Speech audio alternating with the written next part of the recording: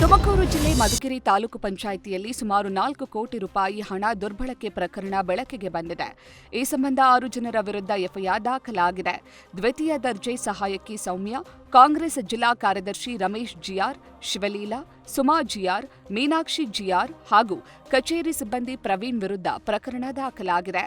ತಾಲೂಕು ಪಂಚಾಯಿತಿ ಕಾರ್ಯನಿರ್ವಹಣಾಧಿಕಾರಿ ಲಕ್ಷ್ಮಣ ಬಿಎಸ್ ರವರು ನೀಡಿದ ದೂರಿನ ಮೇರೆಗೆ ಮಧುಗಿರಿ ಪೊಲೀಸ್ ಠಾಣೆಯಲ್ಲಿ ಈ ಪ್ರಕರಣ ದಾಖಲಾಗಿದೆ.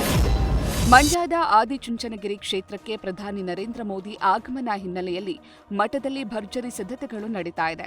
ಮಾರ್ಚ್ 15ರಂದು ಬೆಳಗ್ಗೆ 11 ಗಂಟೆಗೆ ಪ್ರಧಾನಿ ಮೋದಿ ಆಗಮಿಸಲಿದ್ದು, ಬಾಲಗಂಗಾಧರನಾಥ ಸ್ವಾಮೀಜಿಗಳ ಗದ್ದುಗೆ ಉದ್ಘಾಟನೆ ಮಾಡಲಿದ್ದಾರೆ. ಇನ್ನು ಗದ್ದುಗೆ ಉದ್ಘಾಟನೆ ಬಳಿಕ ವೇದಿಕೆ ಕಾರ್ಯಕ್ರಮದಲ್ಲಿ ಪ್ರಧಾನಿ ಭಾಗವಹಿಸಲಿದ್ದಾರೆ. ಈ ಕಾರ್ಯಕ್ರಮವನ್ನು ಶ್ರೀ ನಿರ್ಮಲಾನಂದ ಸ್ವಾಮೀಜಿಗಳ ಸಾರಥ್ಯದಲ್ಲಿ ಆಯೋಜಿಸಲಾಗಿದೆ. ತುಮಕೂರಿನ ಹನುಮಂತಪುರದ ಬಳಿಯ ಸಿಟ್ರಿಯಾ ಹೋಟೆಲ್ ಸಮೀಪದ ರಾಷ್ಟ್ರೀಯ ಹೆದ್ದಾರಿ 48ರಲ್ಲಿ ಕಾರೊಂದು ನಿಯಂತ್ರಣ ತಪ್ಪಿ ಪಲ್ಟಿಯಾಗಿ ಹಳ್ಳಕ್ಕೆ ಬಿದ್ದಿದೆ. ಶಿರಡಿಗೆ ತೆರಳುತ್ತಾ ಇದ್ದ ಬೆಂಗಳೂರು ಮೂಲದ ಒಂದೇ ಕುಟುಂಬದ 4 ಈ ಅಪಘಾತದಲ್ಲಿ ಸಣ್ಣಪುಟ್ಟ ಗಾಯಗಳಿಂದ ಪಾರಾಗಿದ್ದಾರೆ.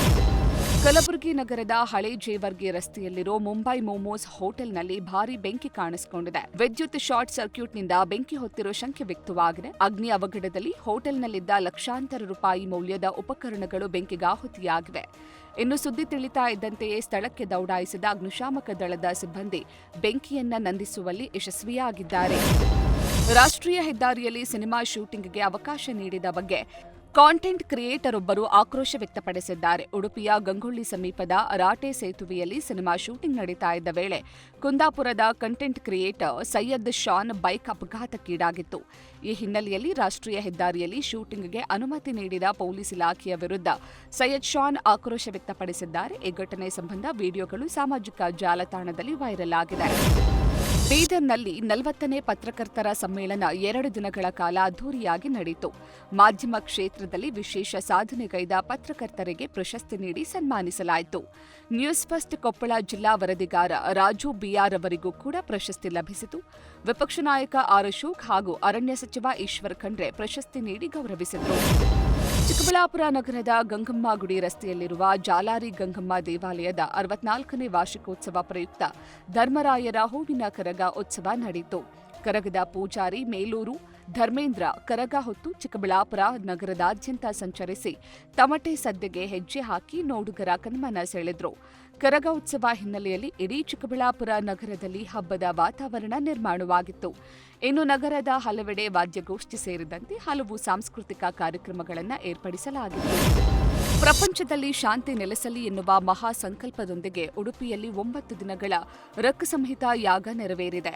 ಕರಂಬಳ್ಳಿ ಶ್ರೀ ವೆಂಕಟರಮಣ ದೇವಸ್ಥಾನದಲ್ಲಿ ನಡೆದ ಈ ಯಾಗದಲ್ಲಿ ಭಕ್ತರು 5 ಲಕ್ಷ ಪ್ರದಕ್ಷಿಣೆಯ ಸಂಕಲ್ಪ ಕೈಗೊಂಡಿದ್ದು ಸಾವಿರಾರು ಭಕ್ತರು ಭಾಗವಹಿಸಿದರು. ಕರಾವಳಿಯ ಸಂತರು ಯುದ್ಧದ ಪರಿಣಾಮಗಳು ಭಾರತಕ್ಕೆ ತಾಗದಿರಲಿ ಅಂತ ವಿಶೇಷ ಪ್ರಾರ್ಥನೆ ಸಲ್ಲಿಸಿದರು. ಶಿವಮೊಗ್ಗ ಜಿಲ್ಲೆಯ ತೀರ್ಥಹಳ್ಳಿ ತಾಲೂಕಿನ ಆರಗದಲ್ಲಿ ಶ್ರೀ ಮಾರಿಕಾಂಬಾ ದೇವಿಯ ಜಾತ್ರಾ ಮಹೋತ್ಸವದ ಸಂಭ್ರಮ ಮನೆ ಮಾಡಿದೆ. 2 ವರ್ಷಗಳಿಗೊಮ್ಮೆ ನಡೆಯುವ ಜಾತ್ರೆ ಈ ಬಾರಿ ಏಪ್ರಿಲ್ 8ರಿಂದ ಆರಂಭಗೊಂಡಿದ್ದು ಏಪ್ರಿಲ್ 15ರ ಬುಧವಾರದಂದು ಮಾರಿಕಾಂಬಾ ದೇವಿಯ ರಾಜಬೀದಿ ಉತ್ಸವದೊಂದಿಗೆ ಅಂತ್ಯಗೊಳ್ಳಲಿದೆ.